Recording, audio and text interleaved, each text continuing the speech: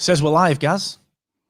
It does say we're live. I can see the little red box that says live. Good times. Oh, this is good. This is new, isn't it? Look at this. It feels like the first time that you you get some new clothes, you wear them, you're like, these fit so well. It's a natural fit. 3 weeks in, you stretch them at the knees. It's not so new anymore. You know what I mean? Yeah. It's almost like that Hello World moment. Any developers or coders out there, you've done your first bit of stuff. Hello World appears. Echo Hello World. Yeah. It's kind of like that. It is.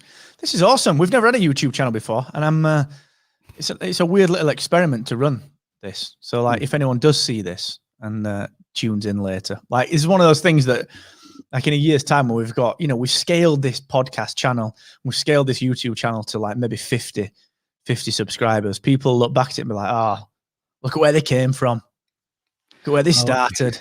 I read you, yeah. Very low-tech, low-fidelity style at the beginning. Bit maverick, yeah. Bit rebel. And then when we get a proper studio, I'll be like, nah, I prefer Let's see the suit. When you were small. No, I'm rock and roll through and through.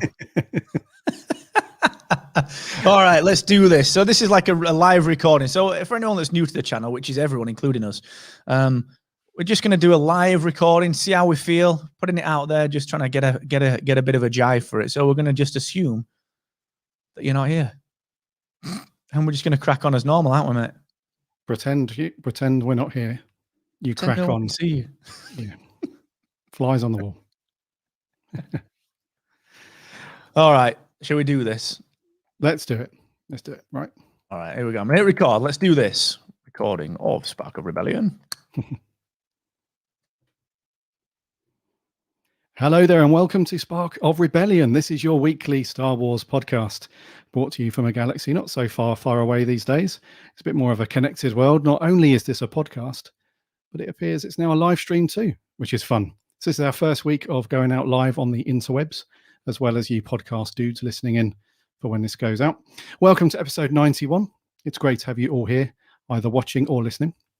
My name's Gary, one of your co-hosts, and joining me as always is Mr. Marky Mark, who you can now see. So I can't insult him anymore. I can't say he looks shabby or whatever, because you can see him. So they're very good looking. Mr. Mark, how you doing, buddy? Well, thanks for that. I also like that you implied that the internet enables cross-galaxy travel. I like that you sort of inferred that. It was like not so much of a galaxy far away, because it's all a connected world now. Like, we don't need hyperlanes. We don't need light speed. All you need, Virgin Media 360. Other cable providers do exist. Yeah, BT as an example. Plusnet. Plusnet, yeah. Winnersh. Oh, win. The possibilities are endless, basically. You got your Bracknell, Taplow, Winnersh. Yeah, Swaffham. Yeah, take your pick. Oh, well, we didn't last long before we got into Welcome to the Office podcast. David Brent of Rebellion, brought to you by Wernham Hogg, right out of Slough. What's your Star Wars week been like, dude? What have you been up to? What's your tipple? What's your tipple? Me. Yeah. Star Wars, dude. Plenty of reading. Had to play a bit of catch up. So I started off strong with The Light of the Jedi, which is going to be our review for this week. Started off strong, then had a bit of a dip, and then the last few days it's like, right, if I turn up for the first live stream, the first proper book review of the podcast, and Mark's like, what are you doing? I'm asking you questions, you don't know the answer. I would be in trouble. I'm not going to say I'd be fired. Maybe, not sure. If he is the boss.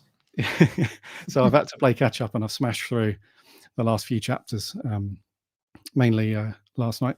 So yeah, mainly a bunch of reading, and also not so much Star Warsy stuff, but there's been some new Marvel action out on Disney Plus. So watching some WandaVision, which is very weird, peculiar show. I can't quite get my head into exactly what that's about just yet, but it's fairly cool. Yeah, what about you? Yeah, same. I've been watching WandaVision. WandaVision. Do you know Barry Chuckle used to own a shop near me? That is not a lie. What was it called? This is not even a joke. It was just called like Pete's News. You know what I mean? Bought it off Pete. Like I want to make a joke out of it. Yeah. It was like He just owned a newsagent. Anyway, yeah, I've been watching WandaVision. Apparently that kicks in and changes a little bit today as well. Episode 4. We'll see about that one. But dude, so I finished Light of the Jedi, obviously, and then smashed through Fallen Order. So I never finished it. So now I'm on like the last mission, which is really hard. So it keeps telling me that I can change my difficulty. Like that Taron Malikus guy, dude. That guy was he took some beating, that guy. So that was what I've been doing. And then I read this other book, which I was like, oh, this looks really good. But it took ages to get it. So Star Wars Myths and Fables. Oh, yeah. And I reckon I probably read it in about 2 hours. I was reading it and and Sam was like, that's big writing. I was like, yeah, I didn't choose it because it's got big writing, did I? It's just got big writing. She was like, well, why are the margins so big? I was like, well, I didn't choose it because it's got big margins, did I? And then she was like, well, that line height's really high. I was like, right, I get it. All right, it's a kid's book, probably. So anyway, I finished that, which was weird. Probably. Do you know what, dude? My wife's the same. My wife's a massive bookworm. She will read through. I'll read like a book that will take me 7-8 days, maybe a bit longer to read, depending on the line height and if it's got pictures or not. Whereas she'll download a book at like 6 p.m. in the evening, and then the next morning she'll be like, "That book was good." Like, what do you mean that book was good? What, the first few chapters? She's like, no, the whole book was good. So I feel you. The other half just, a little bit critical there, but we'll let that one go. Yeah, it's like just having a little dig. You don't have to. You don't have a dig. You don't have to have a dig. It's fine. I understand it's big text. Oh, but anyway, that's been the week, dude. It's been all right. It's been a busy Star Wars week for stuff like that. Hey, I put some stuff on the news as well for next week's episode. He's at it again, isn't he? You're not talking about Mr. D, Mr. DC. I am. Doomcock. Oh, aye. Bloody Doomcock. We'll get to that next week. Tell you what, though, you did say about a Star Wars week. There has been a bit of an influx of YouTubers talking about stuff that's going down at Lucasfilm, but for different reasons. A couple of weeks ago we spoke about, I think it was the whole thing about Favreau and Filoni kind of molding their own Star Wars storylines and everything based around fandom and what they want versus hatred and everything towards Kathleen Kennedy. There seems to be this stuff kicking off now between the story group members, and it's kind of relevant to this week, I guess, but the story group members and people who have been involved in things like Light of the Jedi and stuff like that, like a real backlash online where some of the authors and some of the people in the story group are like calling fans out and having a go at them, and asking for some YouTubers to be deplatformed and all that jazz. It's a battlefield out there at the minute, dude. Bloody. Yeah. It is, man. There's a lot of that stuff going on. Like a lot of it's like people are standing up for it. Like there was. I mean, that is something for next week with the news, but like there was a little bit of kind of racial abuse going on in the Star Wars world this week, which we'll get into next week. And it's just, you just think, what are you doing, you arsehole? Like, what? Why is this even a thing? Like, why do you think this is all right? And then, but then you kind of juxtapose it, Juxtaposition Records against like the deplatform calls and dude, what a tumultuous place the internet is at the minute for stuff like this. And I do think a lot of it stems from fans just thinking that because they like something and spend a bit of money on it, they can do what they want. And like, what is that? At least start with, and then Mr. Toad. But the point is, it comes across as just like it's just childish, man. Like we're all just grown-ups, just act like grown-ups. Are we though? Who printed this out for John? Like, we're probably not the best advert for we're all grown-ups, I must admit. Yeah, all right. If you're watching the live stream now, the fun thing about this is, so if you listen to the podcast, of course, you'll know the bants that Gaz and I have, but now what you can see is actual fact. So what Gaz has just said, like, it's not like he's got all his toys in the background. I've got all my toys in the background. No. Right, Tim? Toys. Saturday. Right. Before we waffle anymore, let's talk about our review for this week, shall we? Which is the first book in the series of books and other media that's going to kick off, or has kicked off, the High Republic era of Star Wars. And the first book being The Light of the Jedi, the one that Mark and I have speed read, or I've speed read recently. So Sped read. sped read. He's a sped reader. Thing is, let me break it down. The Jedi are pretty much at the height of their game at this point. This is a couple of hundred years before the Phantom Menace and all that nonsense, right? So they're at the height of their thing. Like they're viewed throughout the galaxy as these like a mixture of badass dudes and peacekeepers, and they've got their whole religious thing going on. And they're more like assistants to the Republic at this point. So the Republic and the government, everything seems to be fairly cool. Everything's running smooth. We've got the Chancellor, Lena So, doing it, everything's cool. It's a peaceful time. Anyway, the story introduces, and by the way, we should caveat this with, of course, there will be spoilers as we go through this. So anyone that's not read it or doesn't want to know, just bear that in mind. So it introduces a new band of baddies. Now, I don't know how to say this. It's either the Nihil or the Nihil. I don't know. I'm going to say Nihil just because it sounds cool. So the Nihil. And these dudes, they have this special power that has been given to them by a force-sensitive user that enables them to manipulate the hyperspace lanes, basically. And they have these networks called paths, and they're able to jump in and out of hyperspace. And the reason why these guys are so cool is they're super dangerous because they can hop out of hyperspace, tear the place up, do what they need to do, and then disappear again back through hyperspace through the path. So they're really badass new sort of villains and baddies. What happens is they intercept this ship, the Legacy Run, and it breaks up in hyperspace, and then all of the different sections of the ship, as they naturally come out of hyperspace, they're traveling at such a speed that if they interact with or impact anything such as a planet or a moon, they will likely destroy it. So that's how the story kicks off.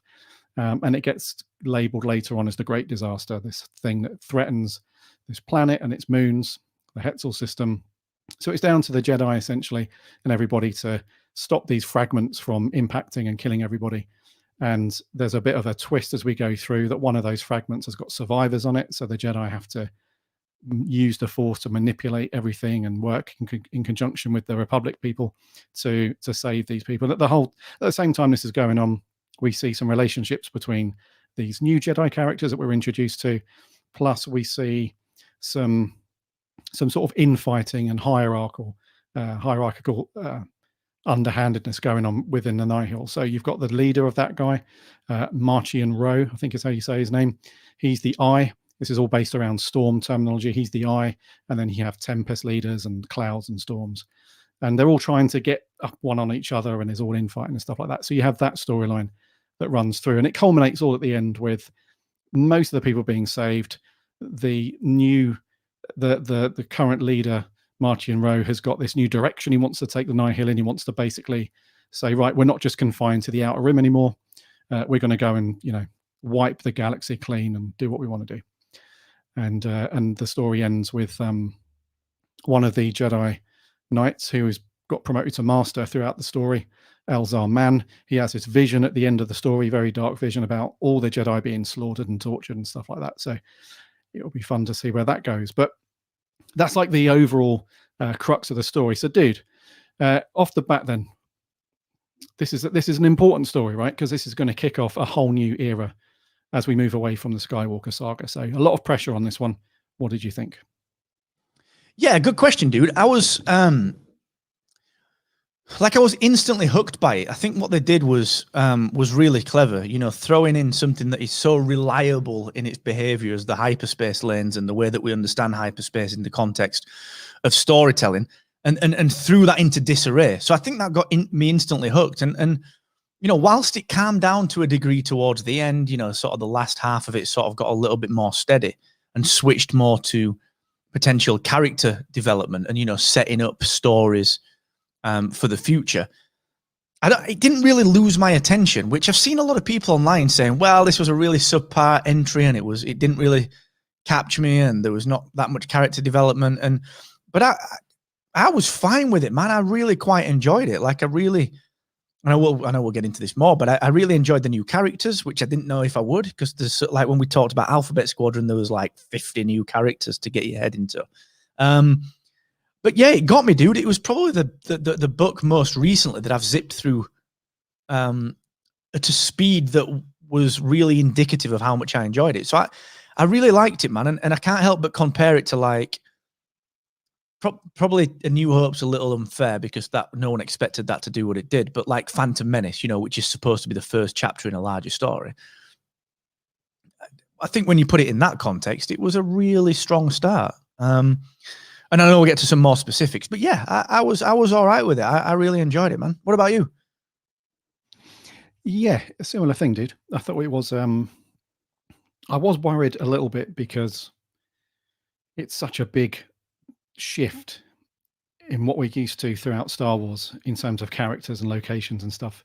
And the good thing is, conversely to that, is it doesn't get weighted down or doesn't try to bring in lots of well-known names and everything to try and boost and prop up some of the story. It was really those little nuggets where you saw people talking about other characters. There was a few scenes where some of the Jedi are talking about Yoda, but that's all it was just a passing reference. It wasn't really a let's talk about Yoda in depth. And then there was some various planets that were mentioned. Obviously, Coruscant gets a mention quite a few times because that's still where the main Jedi temple is and all the government and everything like that. But then they also branch out, don't they? So the part of the story is the government are really keen to open up this new space station, the Starlight Beacon, which is going to be placed in the Outer Rim, and so they can oversee everything out there. Because it's a bit of a, as we know, the Outer Rim's a bit of a almost a lawless area where just people are just making up their own laws almost, and it's a bit of a dangerous place. I don't want to get this thing set up, and there's going to be a new Jedi temple there. So new stuff, but then like the odd little passing of other planets, mentions of things that are familiar. And I think that's for me one of the cool things about this story is that it felt familiar. It felt like it was Star Wars. And this goes, I'll mention a couple of interviews that Charles Saw's done with some outlets where he said that a lot of the things were based around existing rules. It's like, even though we're setting the story in a brand new era and with brand new characters, there's still all of these rules that need to be obeyed throughout Star Wars. I think that was Pablo Hidalgo who they leaned on the most from the story group. So every time we talk about hyperspace or Jedi lightsabers or anything like that, it all feels very Star Warsy, but at the same time, it's got this new feel to it. If that makes sense. It's familiar, but it feels new. And you can also get the sense that because this is set quite a bit before the prequel trilogies, that a lot of the stuff isn't quite as advanced yet. So there's a few things like the Jedi all have these unique little ships called vectors, and the way that they operate those is they clamp their lightsaber down on the controls, and then that's how they get rocking and rolling. So that's very different to what we see even in the Phantom Menace, where they have all these loads of different ships at their disposal, and they've got these little hyperspace sort of add-ons to them and all that stuff. And that sort of runs throughout the story, where you get the feeling that things just aren't quite there yet that we would expect for all of those, that all techie stuff and Jedi Knight stuff. But dude, in a nutshell, I did really enjoy it, actually. And I'm so relieved at that, because the last thing I wanted was to be like, oh God, this is only the first one. This is not going in a good direction. So yeah, I thought it was a nice breath of fresh air as well, that we didn't have to talk about Luke all the time and Anakin and Darth Vader and all that stuff. It was a nice change of direction. It was good. Yeah, I agree, man. And it was, even when they had to handle Yoda, Yoda's sort of one of those people that are one of those beings that are on the periphery because they can be. It's purposely set like that. It's not the Old Republic, because Star Wars is much more in the psyche of consumers now versus what it was back in the day when the old EU was around. In that you are very able to basically enjoy something independently, but also kind of consumers want that little bit of connectivity. So I think by setting it in that time period, they've given themselves this this ability to, if they need to just inject a little bit later, they can just say, well, here's a standalone tale about what Yoda's doing, and it just reignites the marketability of it. But it was interesting because it was like, so, you know, they name dropped Yoda a couple of times. I'm thinking, well, what's Yoda going to be doing at this time point? And I was like, okay, actually, that's quite interesting because they dealt with it interestingly. Like they went very painfully clear that Yoda is still like the man. You know, even in this generation, he's like the most powerful there is. You know, they did that a couple of times when it was, I think it was when they were pulling together at the beginning to stop the Tibanna gas. And towards the end where she said something like, I can't remember what it was, but it was something like, you know, maybe only Master Yoda is the one that could do this on his own, sort of thing. But then they kind of got him out of the way. It was like, wait a sec, he's on the council. And then it was, yeah, Yoda's on sabbatical. He's kind of doing what he wants. And that was quite interesting because it was like, well, even Yoda needs to chill out. You know, I know it was sort of just a way of getting him out of the way and sort of proving that he's deep into the kind of education of the younglings and so on. But I'm just basically like imagining Yoda now just on a beach somewhere. You know what I mean? Just chilling out, you know what I mean? Margarita I need. You know what I mean? Just getting smashed. He's got a few of he's got Yaddle knocking around. He's chilling out with her. They're having a little bit of a good time. And it's interesting to have that character on the sidelines because it's the Force Awakens problem with Luke. You know, the second you bring Yoda in, he's the man that you focus on. He's the one that can sort it. He's the wisdom. He's the power. He's the lightsaber duelist. So I think it was good that they did that. Now, one thing that I thought was interesting that I thought you might be kind of picked up on as well was we've always kind of heard about this order, this Jedi order, this order of space wizards.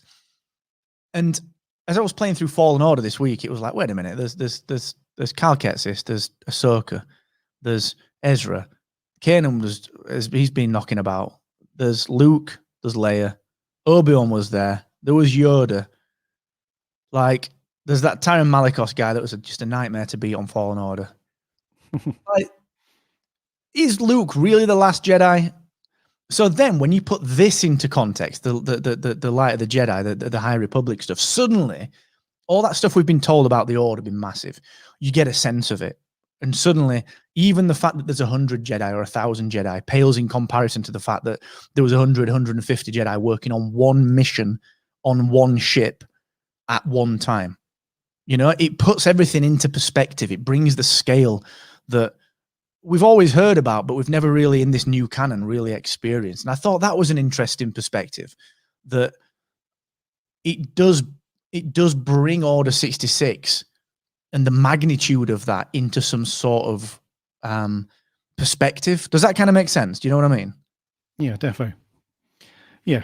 And that's what's cool about the story. It gives us a different perspective on what we're used to with the Jedi. So we're used to seeing the fall of the Jedi because that's what was surrounding the story of the fall of Anakin at the same time. You know, those two things almost run in parallel.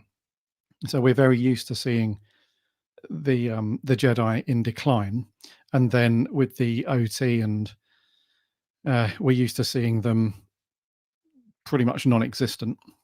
And then with the sequel trilogy, we're used to seeing it potentially back on the rise, depending on how you want to view that stuff. Pun intended. So it's very cool to see. Yeah, it's cool to see them because we know of them, like through other books, mainly in the EU and stuff. We know about the Jedi being this huge order of, you know, loads of them, and we only see a handful of them in the story, but there's potentially loads of them knocking about. So that was one of the cool things that really underpin most of the chapters throughout the story. Actually, you always had this, and there's even a conversation between a couple of people. I think it's towards the end with the Chancellor, and she's talking to a few other people, and you know she's so he's extremely grateful basically to what the Jedi have done and helped. How they've helped out with the disaster and everything. And I love the Jedi, actually. They're very cool. And throughout most chapters, the only ones that they don't really get involved in is when they're talking just about the Nihil directly. But all the other ones, other than that, you've always got the Jedi presence there throughout everything, even if they're not going nuts and taking people out with their vectors or whatever, or they're rescuing that family that gets kidnapped, whatever it might be. They're always there. They're always this sort of a reassuring presence throughout everything. Well, yeah, and they're there for the government when they're making big decisions, and the chancellor and so on, and they're there in the small little bits as well. And we also have the relationship between those Jedi is very interesting as well. So there was one reviewer actually that put a question to Charles Soule that said, was it interesting to write the Jedi to having feelings for one another? And he was like, well, they don't really have feelings as such, but in the same way that you saw the Jedi in the prequel trilogy, they still have to take the vows, still have to take, all of that stuff and go through their Jedi lives in the same way. But you do get the feeling, though, that the relationships are a lot more close-knit in this story, the way that the Jedi have been portrayed. Because really the only thing we see in that respect in the movies is Anakin and Obi-Wan. Really, that's the only sort of real thing. So it's interesting to see those relationships as well. And we had some really good characters. I really liked the Loden Greatstorm. He seemed like a really cool the Twi'lek Jedi. He seemed very cool, and his Padawan as well, Bel Zatifar, I think his name was. They were my faves because he was just so badass, man. And there was a really cool chapter in a book where he just basically pushes him off a cliff. He's like, you need to learn to use the Force, basically. Bit cheesy, but use the Force so you can control your landing. And he screws it up a couple of times, but then it comes to fruition later. He saves that young kid a bit later on. So yeah, man, the Jedi, they're portrayed in a very, very similar but interesting way in this. And I was really in for the relationships as well. I can't wait to explore those more in future stories and comics and so on. Yeah, I agree, man. And I do think it lends itself very well. It's almost like a retcon to why, in the Phantom Menace and beyond, to Revenge of the Sith and even through that, the Jedi were at the end of their glory years, the end of their power, not the power as such, but the end of their ability to be the best version of the Order, we've never seen that. We've just kind of told that. And so this glorious peacekeeping approach that they've got really, really did help with that. And it's really nice to kind of position that against what we currently see. And I think they kind of did that pretty well throughout the book as well. There were a few parallels that I noticed with Hetzal and Alderaan. That was a very clear parallel between, look, here's what the Jedi could have done if they could have fixed it. They could have saved a system. But also the Death Star and Starlight Beacon, this great big force of support and this great big brand piece for the people in power to be able to latch to and say, this is one of our works, this is one of our great things. And the fact that, Chancellor Soule was very clear on saying this is a beacon of positivity versus the Death Star that was this beacon of fear and terror. And it's... They very carefully constructed some of that stuff out so that there were parallels between them. And I think a lot of that is why it felt very familiar. And one other thing that I thought was really interesting was the hyperspace lane stuff. We talked about it very briefly earlier on, just this idea that, like, what a fascinating thing to hook to, because it's just something that you take for granted. It's just traveling on a road, and it's something that is taken for granted in the Star Wars universe. But then suddenly, actually, we're seeing it before it was fully fleshed and fully formed. This is the Romans making the roads. This is Henry Ford making his car. This is these uncharted, kind of, the seven seas where the pirates are and all that sort of good stuff. And it's fallible. There are scary things that will happen if something goes wrong. You will blow out of a system and you will start to just crash into Hetzal and Dantooine and all these other planets and kill 1.2 billion people. Like, these are real interesting consequences for something that we've just taken for granted. And I thought that was a really interesting thing to kind of hook to. And what I thought was really curious was just how they'd position the Nihil, and I don't know how you say that, Nihil or Nile, whatever, how they'd position those as having, and we'll get down, obviously we'll get to the why and the how they've got these paths, but how they position them as having this access that didn't exist anywhere else. Because if you look back through history, the people that control the trade routes, the people that control transport and travel and logistics ultimately seem to wield the power, or can at least usurp the power. And again, that was just fascinating. Like, what a thing to introduce. They didn't have to do that. It could have been any one of 1,000 different, more simplistic things to do. But I thought the paths and the fallibility of hyperspace was a really interesting thing. And then to introduce that mystery with, we'll get to the family, I'm sure, who were charting hyperspace, but the people charting the hyperspace lanes, just a fascinating thing to introduce that I can't imagine anyone guessed that would come.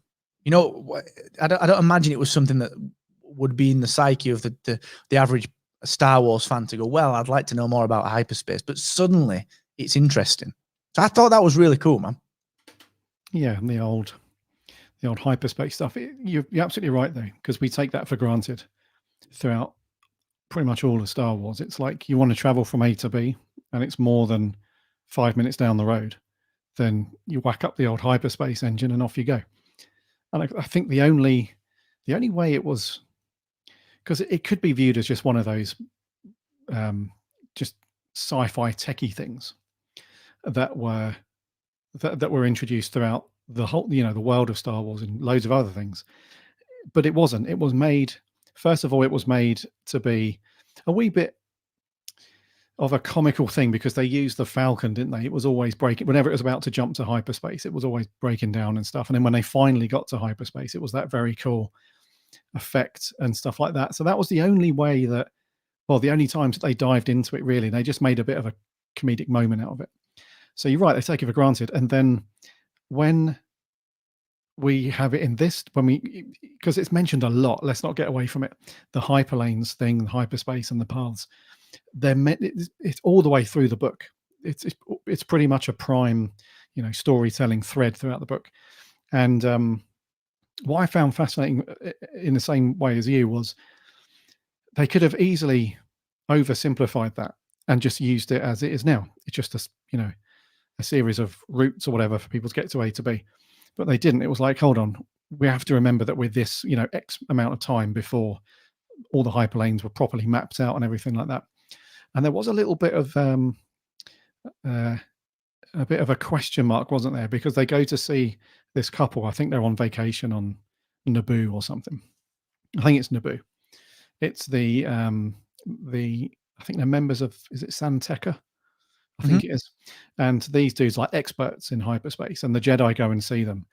And then the Jedi had this little mind conversation between the two of them, and they're like, I don't think this dude's being truthful. And I think that alluded to this other person. What's her face or his face? Oh, Maria. Mary Santeca, who's working with the Nihil to, a bit of an expert, and then she can, or they can, look at these additional paths, which nobody else knows about. So the whole thing, is fascinating, man. It's but that's just all credit to the author, though. It's like how, who would have thought that you could take something as basic and just something that's just embedded in Star Wars that nobody thinks about, and then just use it as this really big thread throughout the story in the book. It's I'm with you on that, dude. It was fascinating. And what was good about it as well was that I think they did something really interesting, which is take the one safe place in all of Star Wars, which is jump to hyperspace. Take that idea from The Last Jedi and the whole, oh, look, it's there in Rogue One. It's one of the missions. It's one of the projects we're working on, the hyperspace tracking. You take that safe place and you remove it. And actually, when you look at the final battle and the way that was fought and ultimately won or lost, depending on your perspective, the way that the Jedi and the Republic were so wildly unprepared for these small 1 kilometer jumps from there to there to there. And I mean, bear in mind a Venator class destroyer or whatever is over 1 kilometer long. This is ship to ship. It was a very interesting way of disarming these all-powerful space wizards that can control these vectors that ultimately, these are like little flies, they're like little zips, little wasps. They're going to get in behind your shields, and you can't really stop these vectors until you can, by doing something that they've never seen before and jumping behind the shields of of a Star Destroyer or behind a ship and jumping within it. And that was just really interesting to see how they disarmed the tried and tested Jedi mythology. You know, they disarmed the fact that these vectors can do things that we've never seen before. And they've raised the ability of these vectors and then somehow just managed to bring them back into being fallible because they've never seen this other stuff before. So that was, again, a really nice play on that one. And there were a couple of really interesting kind of more interesting pieces of that as well. You know, how they were able to control the paths, how, you know, the path engines that we saw in the ships. And it raises so many questions like, what happened to these paths? And why in 400 years don't we have access to these paths? And it was just the way they structured this Marchion Ro character. You know, that's clearly not his real name. It was very interesting because we know that they don't exist in the future, or at least we don't think they do. What do you think of the Santeca inclusion? Because obviously Lor Santeca is the guy that Poe Dameron goes to see in Force Awakens. Is the old what's the guy's name? Max von Sydow, isn't it? You know, the guy that was traveling around the galaxy with Luke. I didn't expect that, man. I didn't expect to see the Santeca name thrown in there. Yeah, that was a nice little inclusion actually, because obviously when The Force Awakens came out, there was a huge question mark. Who is this guy? Because he never gets explicitly named or anything. So you had to do a bit of digging and find out who this character was. But that's just another strength, though, to having the story group overseeing all these things, because I'm not sure if Charles was like, actually, yeah, we should put this character in, or if somebody like Pablo Hidalgo's like, actually, if you want to link some of these things together, I know just the character, you know, just the thing to do that. So you can tell that where it concerns things like that, introducing characters and so on, that's one of the biggest strengths, I would say, is having a story group. And to a wider degree, this whole Project Luminous thing where all these authors and so on, they're all in it together. So they're all talking about this stuff and bouncing ideas off each other, I suppose. But yeah, that was cool, dude. And it was going back to the Nihil, we're going to have to clarify this, dude. The Nihil, the Nihil, I don't know. Nihil sounds like Nihil Buchanan. Yeah. It's hello, I'm the talking head. Welcome to that with Nihil Buchanan. Yeah, glue for days, man. Oh, dude. All over your fingers, everything. Yeah. There was going back to those guys very quickly. One thing I did like was how ruthless they've been written. These guys they're not messing around. So gone are the threat of the Sith for now. We don't have to worry about them. Whoever you are, whatever. These dudes they're just in it for the money, basically. They just want to, you know, loot and pillage and cause destruction and stuff. And the thing that really, when I was reading it, I was like, holy crap, was when that scene that you just mentioned, or that chapter you just mentioned, where they were jumping in and out of hyperspace and they just crapped over everything. They were even destroying their own ships. I know that was a manipulation by Marchion Ro, but they were destroying their own people, their own ships, everything, just complete and utter chaos. And in the last, I think the penultimate chapter, you really saw just how borderline crazy and insane Marchion Ro is, you know, manipulating everything so that Kassav was destroyed and all of the ships and so on. And I think he's still got an eye on Lorna D and the other dude, the other Tempest runner, because I think he suspects that one of them murdered his father. So he's like, you know, he's got this grand plan. So he's almost like a Palpatine type of character, just minus all the dark side Sith stuff. So, but dude, yeah, what a cool baddie to come up with. And those dudes just really meant, like, they have to put them in a video game somewhere. They have to. Well, he was fascinating because he was progressively more interesting. And, you know, towards the end, where, like, what's that purple rod that he's got? Like, is that some Jedi thing? Is it some Sith thing? Because he wasn't scared of the Jedi at the end because he had this purple thing. And so there's all that going on. And then this is why you start to see why they've brought people like Charles Sewell together with, you know, every other high quality writer across the board. You can see why this is a multimedia, multifaceted approach because of all this stuff. And I think what was interesting about that, like you said, that was a manipulation. You know, he was forcing these pilots to kamikaze and kill themselves. He was doing it, like you said, very Palpatine-esque. It was very much a, look what these brave souls did for our nihil cause. Well, that's something Palpatine would clearly do. And it was really interesting to see that. It was PR spin. And I think they did another couple of things really, really interesting with that towards the end as well. Number one was, this is the reverse rebellion. Like, this is the Empire and the Rebellion reversed, all right? They, from a certain point of view, the Nihil believe that they're escaping tyranny. They believe that they're escaping oppression, and the ability to just live free is what they're looking for. And it really is like that reverse play on, wait a sec, the Republic, you know, maybe freedom isn't all it's cracked up to be. You can see those themes and those tropes just starting to run through it a little bit. And then down to some concepts as well. Like, dude, the Jedi prison was just genius.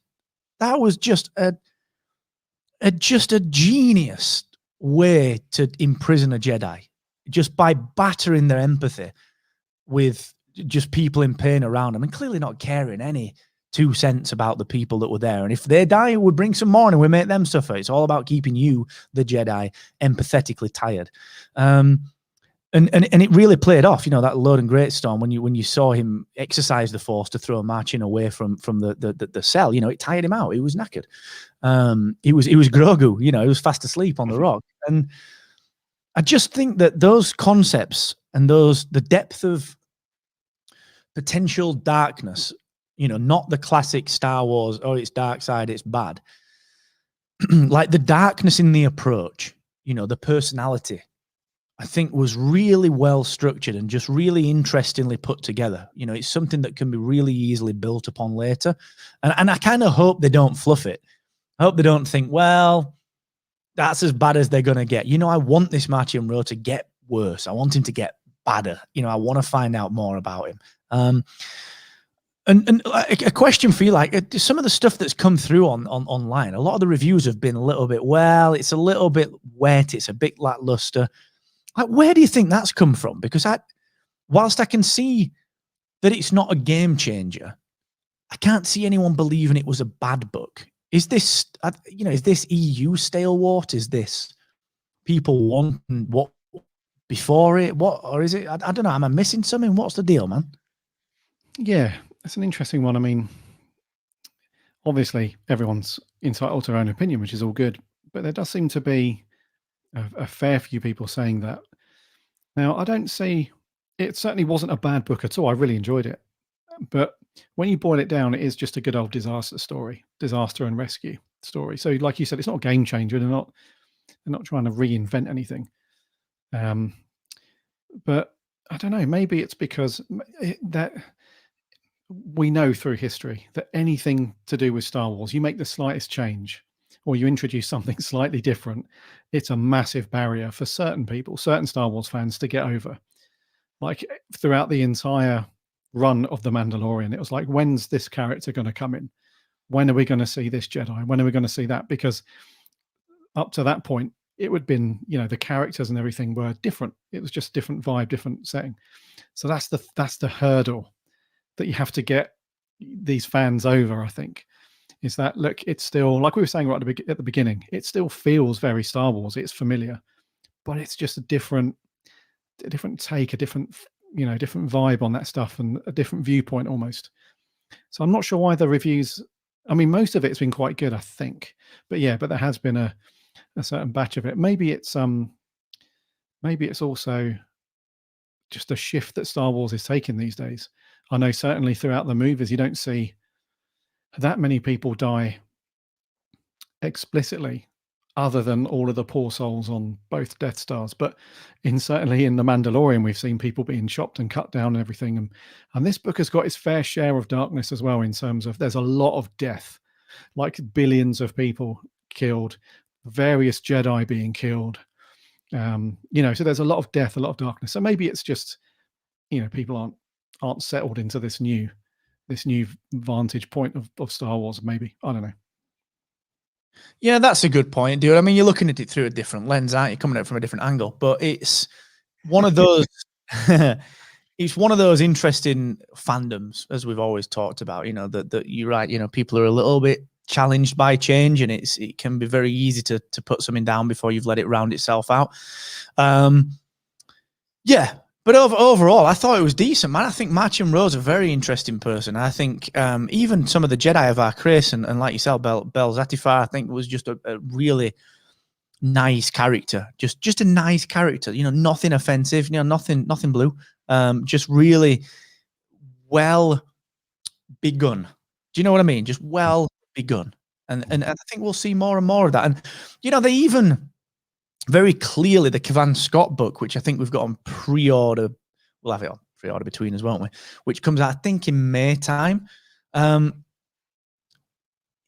is, they're clearly linking the two together, because even in this one, it's like, get ready for book two, get ready for book two, and I like that. You know, I'd prefer that to happen, and it really just be embraced as this thing that we can really start to get behind and get into. So like, I just think, just give it a chance. Let's just give it a chance, man. Let's see what they do. Go for it. God. No, I read you, dude, and I think yeah, we're big fans. I know you certainly are, of this interconnectivity and whatnot. Yeah, I love that. I think we're going to see a lot of that, I think, as we go forward. I think each author's books and each one of their contributions is going to pilfer from the other one, which is not a bad thing. No, everything.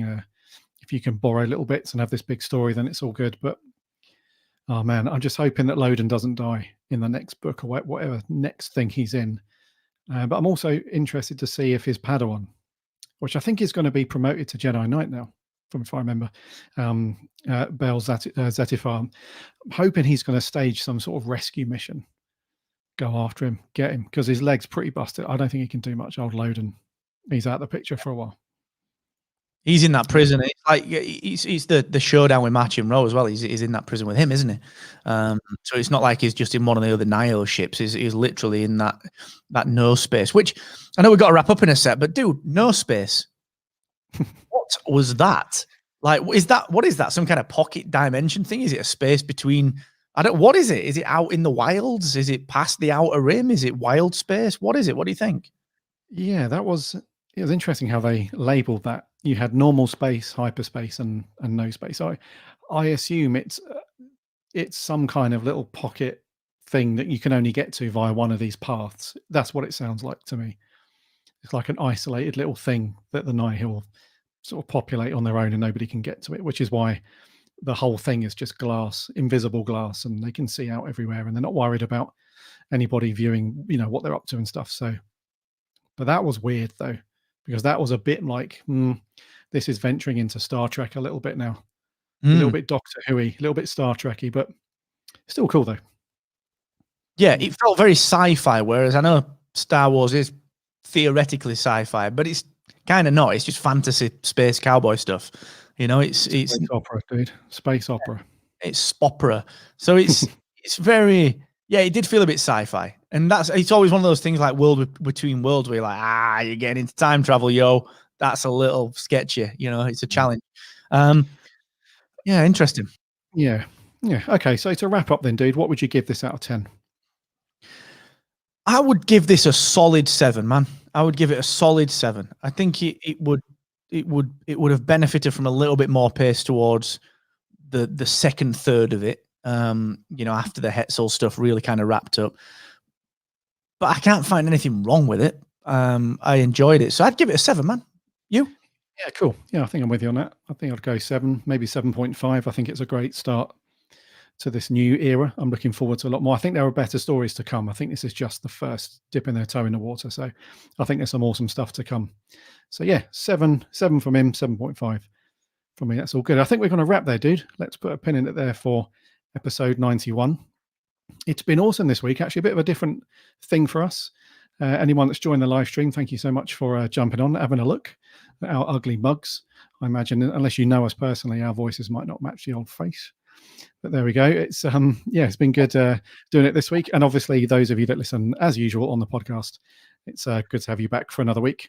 As always, If you like what we do here on Spark of Rebellion, we'd love to have you as a subscriber. Just do a search for us on whatever podcast app you get your podcasts on, or head over to sparkofrebellion.com. You can find all of our shows over there. We're on the socials too, Instagram, Twitter, and Facebook. Just do a search for Spark of Rebellion. You'll find us on there. We chat Star Wars throughout the week, so come and get involved over there. And if you want to support the show, if you like what we do here, you want to join our other patrons, you can do that over on patreon.com/Spark of Rebellion.